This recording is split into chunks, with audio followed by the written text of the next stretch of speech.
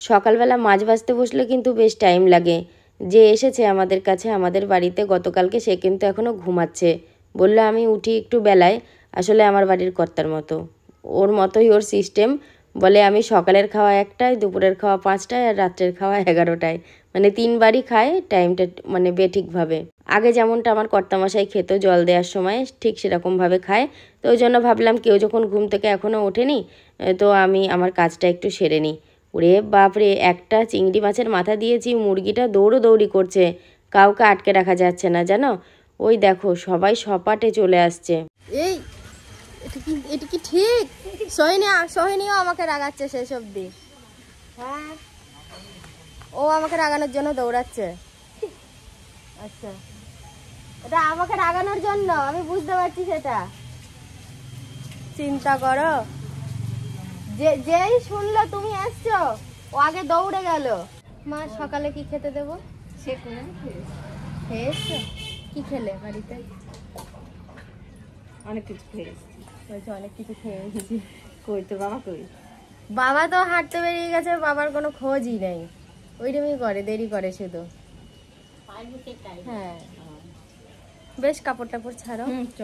মা তো আমার জন্য পয়লা বৈশাখের মিষ্টি এনেছে। ও মা, কালকে বলছিলাম না বারবার, আমার খুব আফসোস হচ্ছে পয়লা বৈশাখের কোনো মিষ্টি পাইনি। এটা মা নিশ্চয়ই হালখাতা করেছে, হালখাতার মিষ্টি এনেছে। তারপরে এইটা আছে। তুমি খুলে একটা প্যাকেট থেকে মাকে একটু মিষ্টি দাও তো, আমি ধরলে আর খাবে না। ও দিদি ভাই, এটা কি মায়ের দোকানের হালখাতা?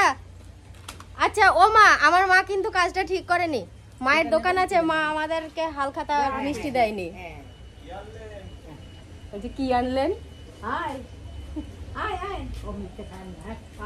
না নেবে। হ্যালো, বাসি মুখে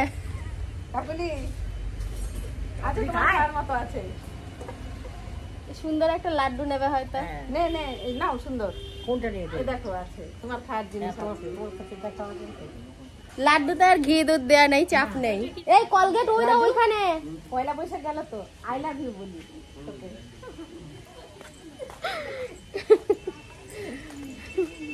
তোমার তো প্রপোজ করার মানুষ, আরেকটাও আমি এনে দিয়েছি। চিংড়ি তো সকালবেলা কেনা হয়ে গেল। পটল যা ভুলে গেছি, ব্যাগে দেখি ভালো করে। দেখো ওটা শসা। ওই তো শসা, তাহলে পটল। আমি তাই দেখি এত নিশ্চিন্ত কি করে আছো? চিংড়ি মাছ নিয়েছি, ও পটল নেবো না তা তো হয় না।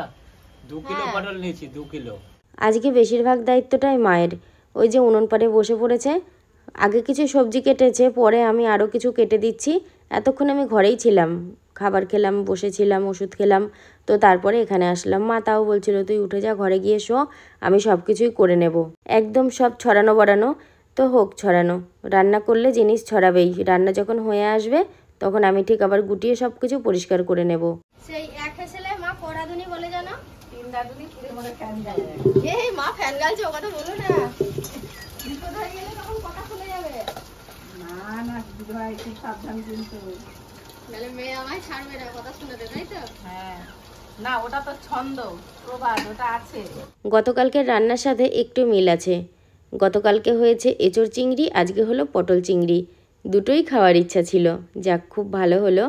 আর এখানে মাছ ভাজা হচ্ছে, কাতলা মাছ নিয়ে এসেছিলো, তো ওই জন্য মাছটা শুধু হবে। অল্প মাছ তো, মাছ মাংস দুটোই শুধু হবে, আর আলু পটল চিংড়ির তরকারি হবে। মা রান্না করছে আর মিটিমিটি হাসছে, কেন জানো? ওখানে কাকুলি রয়েছে, আরও অনেকে রয়েছে, আমার বাবা রয়েছে, আর থাকলেই না শুধু মজার মজার কথা বলে, না হেসে থেকে পারা যায় না। আজকে রান্নার কাছে যেন বেশি জমজমাটি। ওই যে মা রান্না করছে, অনেকে এসে দাঁড়িয়ে গল্প সল্প করছে, তো সেই জন্য মা রান্না করছে আর আমি দেখো কোথায় বসে রয়েছি। ওই জায়গাটায় না অনেকেই বসে, তো আমি ভাবলাম যে আজকে যখন আমি ফাঁকা আছি তো আমি বসে নিই। রান্না টুকটুক করে অনেকটাই এগিয়ে গেছে, সময়ের অনেক আগেই রান্না হয়ে যাবে, কারণ কেউ দুটো ছাড়া খেতে চাইবে না। সকালের খাবারই তো দেরি করে খেয়েছে সবাই। আমাদের রান্না কমপ্লিট হয়ে গেল, মাংসটা তুলে ফেললো। ভাজা, উচ্ছে ভাজা, বেগুন ভাজা, পটল চিংড়ি, মাছ, মাংস, একটার মধ্যে রান্না। আর কিছু না? আবার কি, আর কিছু হয়নি। তোমার জন্য স্পেশাল মাছের তেল ভাজা হয়েছে। তেল তো নিয়ে আসিনি আজকে, কিন্তু দেবো একটুখানি, ওর খুব বিচ্ছিরি খাওয়া জানো তো। কালকে ওই এঁচড় তেলটা চিংড়ি ফেলার দিয়েছি। কিছু চাই না। তেল কেন, যে কোনো একটা পছন্দের খাবার হলেই হলো। এঁচড় দিয়েছি, এঁচড় দিয়ে ভাত মেখে খেয়েছে, খাসির মাংস দিয়ে ভাত মেখেই খাই। এ মা, আমরা ম্যানেজ করে খাই যে এইটা এই তরকারি দিয়ে খাবো, ওটা ওই তরকারি দিয়ে খাবো। ওর তা না, ওকে যদি প্রথম পাতের তরকারিটা একটু বেশি দাও, ও ওটা দিয়ে ভাত খেয়ে নেবে। বললো লাল দই আনবে, কিন্তু লাল দই পাইনি, সাদা দই। পড়ে যাবে কে বলেছে পড়বে? সেভাবে ধরছো। অত অত আলগা ভাবে আমি ধরিনি গো। রান্না করার থেকে বেশি কষ্ট কি জানো তো? সবাইকে ম্যানেজ করে দেওয়া। ও চাপ থাকে মাথায়। দেখতে কি সুন্দর লোভনীয় লাগছে বলো তো, দারুণ দারুণ লাগছে। দুধের যে কোনো জিনিস উপর থেকে দেখতে খুব ভালো লাগে, দুধের স্বর, দইয়ের স্বর, অনেক কিছুই। আর এই যে ছোট জায়গাটার মধ্যেও দই ছিল, তো এখানে আরেকটু দই রয়েছে আর আরও একটু দই দেওয়া হলো। এবার আমি ওই ঘরে পাঠাবো। আর মিষ্টি সন্দেশ সব কিছুই রয়েছে। সবাই স্বার্থপর। আমার মা আর ওই যে খাচ্ছে আমার ছেলে, কেউ একবারে খাওয়ার সময় বলেনি তুমি খেয়েছো কি, আসো খাই একসাথে। ইস, বলবে মা কি সাংঘাতিক, বলছে বলছে এতক্ষণ বললো না অন ক্যামেরায় সবার সামনে। লুকিয়ে সন্দেশ খেলো এখনই, লুকিয়ে সন্দেশ খেলো এখন। না গো, আমি একদম লুকিয়ে খাইনি, আমি সামনেই খেয়েছি সবার। ক্যামেরাটা অন ছিল না, এটাই যা। এ ভাত দেবো? না লাগবে না। ঠিক আছে, খাবারগুলো খেয়ে নিও, ঠিক আছে? আস্তে আস্তে খাও, কোনো তাড়াহুড়ো নেই। আর হ্যাঁ, আর একটা কথা, সবাইকে সাক্ষী রেখে বলো, আজকে কিন্তু আমি বাড়ি যেতে দেবো না তোমায়। দিদি বলেছে আজ বিকালে পাঠাতে, কিন্তু না, আজকে থাকবো। যাই, আবার পরে আসবো। ওইসব কোনো কথাই হবে না। পরে তো আজকে গেলেও পরে আসতে হবে, আজকে না গেলেও পরে তো অবশ্যই আসতে হবে। অবশ্যই অবশ্যই। হ্যাঁ, কিন্তু আজকে থাকতে হবে। ঠিক আছে। ঠিক আছে, বেশ। আমি না খাওয়া দাওয়া করে দেখছি এরা দুজন কোথায় গেল। আমার আর মাথায় আসেনি যে এই ঘরে গল্প করছে। দিয়ে আমি এই ঘরটা খুলে দেখি কি, হ্যাঁ, দুজন বেশ গল্প জমিয়ে দিয়েছে। তা ওরা ওদের মতো গল্প করুক, আমি একটু বাইরের দিকে যাই। এ বাবা, বাপি কি করছে? একদিক দিয়ে জল দিচ্ছে আর একদিক দিয়ে জল পড়ে যাচ্ছে। আর আমাদের চেয়ারে দেখেছো, এক ঝলক দেখে নিলে তো, চেয়ারে কাঁচা লঙ্কা শুকাচ্ছে। মনে হয় নাড়াচাড়া লেগে একটু কাঁচা লঙ্কা পড়ে গেছে বেশ কয়েকটা। আমি কুড়িয়ে নিচ্ছি আর একটা থালা নিয়ে এসে কাঁচা লঙ্কাগুলো তুলে আমি ঘরে নিয়ে যাব। তবে কালকে আর রোদ্দুরে দেবো না। আর এই কম্ম কে করেছে আমি তাও জানি না। কেমন মানিয়েছে বলো তো, নাইটি পরে হাতে ব্যাগ, মনে হচ্ছে যেন আমি কোথাও যাব। কোথাও গেলেও নাইটিটা কেমন লাগছে। তো মা বেরিয়ে যাবে, তো সেই কারণে আমি ভাবলাম যদি ব্যাগটা ভুলে যায়, এর মধ্যে ফোন রয়েছে, হয়তো আরও টুকিটাকি দরকারি জিনিস আছে, তো সেই জন্যই আমি ব্যাগটা হাতে করে বাইরে নিয়ে এসেছি। মা বাবার সাথে আর আমার এই মায়ের সাথে গল্প করছে, তো আমি এখানে একটু বসে নিই। মা আসা পর্যন্ত আমি টুকি মেরে দেখছি যে কখন আসবে কখন আসবে। তো যাই হোক, এখনও মনে হয় গল্প করছে। যাকে আবার বসি, ডাকতেও পারি না, ডাকাও যায় না গল্প করলে। আর আমাদের সোহিনী তো একদিকে খেলায় ব্যস্ত। মায়ের পণ্যের শাড়িটা চেনা চেনা লাগছে, তো আমি কিন্তু বেশ কয়েকবার পরেছি। এই শাড়িটা তো মাই দিয়েছিল আমাকে পরে নরম করার জন্য, কিন্তু এই শাড়িটা প্রথম থেকেই নরম।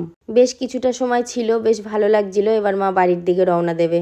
মা বাড়ি যাওয়ার পর অনেকটা সময় কেটে গেছে, আমরাও বাড়িতে ছিলাম না। কালকে আমার যা ভাসুর বলে গিয়েছিল ওকে নিয়ে বেড়াতে যেতে, দুই পাড়ায় বেড়াতেও গিয়েছিলাম, ওখানে অনেকটা সময় কাটিয়ে এসেছি। তো ওইখানে রাত্রেবেলা খেতে বলেছিল আমাদের সবাইকে, কিন্তু আমি বললাম কি আমার শরীরটা ভালো লাগছে না, বাড়ি গিয়ে একটু শোবো, মানে কিছু ভালো লাগছিল না, দিয়ে জল মিষ্টি খেয়ে চলে এসছে। আর আমি এসে চেঞ্জ করে একটু শুয়েছি। রাত্রের খাবারটা, খাবার বলতে কি তরকারি তো সব আছে, শুধু একটু লুচি ভাজবো ভাবছি। তো মা ওই মেখে দেবে আর বাকিটা আমি করবো। এখন কটা বাজে দেখি তো, 7:25 বাজে, 7:30 মতো বাজে ধরো। তো দেখি একটুখানি পরে আবার ব্যবস্থা করবো, ততক্ষণ একটু রেস্ট নিয়ে নিই। আজকে রাত্রে কটা লুচি ভাজছি, খুব বেশি ময়দা আজকে মাখিনি, কারণ দুপুরবেলায় খাওয়া দাওয়ার পর না রাত্রের দিকে কাউরিরই অত খিদের ভাবটা নেই। তো সেই কারণে ভাবলাম অল্প করে ভাজি, ঠিক উঠে যাবে। 1 কেজি ময়দা মাখা হয়েছে, মা বেলছে আর মেখেছে। তো আমি এখন লুচিগুলো ভেজে নিচ্ছি। ভাত করব না, ভাত যা আছে জল দেওয়া আছে, আর লুচি খেয়ে নেবে বলেছে আজকে রাত্রে। কোনো অসুবিধা হবে না, আমি তো খেয়ে থাকতে পারি না, আমি কটা ভাত খেয়ে নেব। গরম গরম ফুলকো ফুলকো লুচি দারুণ লাগবে কিন্তু। তবে যদি একটু বৃষ্টি হতো তবে এটা আরও বেশি স্বাদ বেড়ে যেত। লুচি কিংবা খিচুড়ি একটু বৃষ্টি হলে কিন্তু বেশি ভালো লাগে। তো চলো এবার আমি ঝপাঝপ লুচি কটা ভেজে তুলে ফেলি। এখন এই রাত্রির 10:30 মতো বাজে, তো আমি বাবুর জন্য খাবারটা রেডি করলাম, কিন্তু ও বললে এখন খাবো না। তো খাবারটা আমি ঢাকা দিয়ে রেখেছিলাম, পরে আবার বের করে দিয়েছি। গিন্নি আমার খাওয়া দাওয়া করে ঘুমিয়ে পড়বে, এবার হাই উঠছে, মানে ঘুম চলে এসছে। আমার খাওয়া দাওয়া করে ঘুমিয়ে পড়বে, গিন্নি গিন্নি করে শেষ হয়ে গেল, গিন্নি গিন্নি। ঘুমটা মাথার গোড়ায় বালিশে চলে এসছে, যা তো অপেক্ষা করা যাবে না।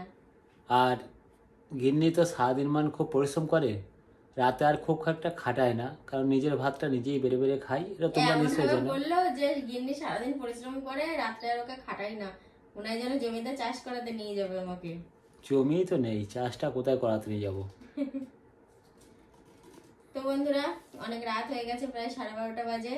আজকের ভিডিওটা আমরা এখানেই শেষ করলাম। তোমরা সবাই খুব ভালো থেকো, দেখা হচ্ছে কালকে সকাল থেকে। সবাইকে গুড নাইট।